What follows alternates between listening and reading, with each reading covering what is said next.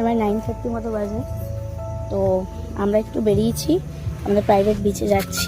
Private বিচটাকে একটুখানি দেখবো কেমন লাগে, সাজিয়েছে ওরা, সব কিছু করেছে। গিয়ে একটু বসে ঘুরে তারপর আসবো। রিসেপশনে যাওয়ার সময় কথা বলে আসবো। রেস্টুরেন্টে ডিনার শেষ করতে না করতেই বললো, ম্যাডাম রুমে যাবেন না, একটুখানি আমাদের প্রাইভেট বিচটা ঘুরে আসুন। তখন বুঝতে পারিনি কিসের জন্য বলছেন। গিয়ে দেখি আরে তো এলাহি ব্যাপার।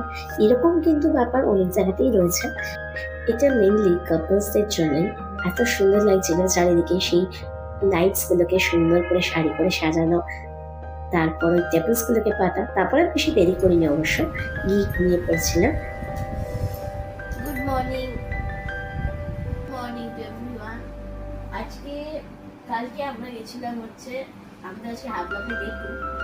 কালকে হাবলাকে এসেই আমরা গিয়েছিলাম বিকালে রামনগর নিচে সানসেট দেখতে। আর তুমি তো স্নান করতে চাই, তাহলে কালকের দিনটাই বেস্ট। আমরা কালকে স্নান করিনি আর ইচ্ছে করিনি। কালকে একটু আমরা প্রাইভেট বিচে টাইম স্পেন্ড করে আমি আর মা বিকালে আমরা একটা সানসেটটা দেখতে গেছিলাম। তারপর অসাধারণ, রামনগর বিচের কোনো তুলনা হবে না। আর আজকে হচ্ছে আমাদের হাবলাপে ডে 2। আজকে এই সকালবেলা আমরা কোন নামছি, আমরা আছি হোয়াইট কোরাল বিচ রিসোর্টে। এখন আমরা ব্রেকফাস্ট করে দেন আমরা বেরোবো হচ্ছে এলিফ্যান্ট বিচের উদ্দেশ্যে। ওখানে ওয়াটার অ্যাক্টিভিটিস এর জন্য এলিফ্যান্ট বিচ মেনলি বিখ্যাত। তো দেখি কতগুলো ওয়াটার অ্যাক্টিভিটিস করতে পারি, মা কি কি করে। কারণ আমার মোটামুটি একটু অভিজ্ঞতা আছে, কারণ আমি আন্দামান ফার্স্ট টাইম আসছি, কিন্তু সেম ওয়াটার অ্যাক্টিভিটিস আমি করেছি হচ্ছে থাইল্যান্ড। তো আমি জানি, প্রথমবারই আমি থাইল্যান্ডে ওয়াটার অ্যাক্টিভিটিস সবগুলোই করেছিলাম।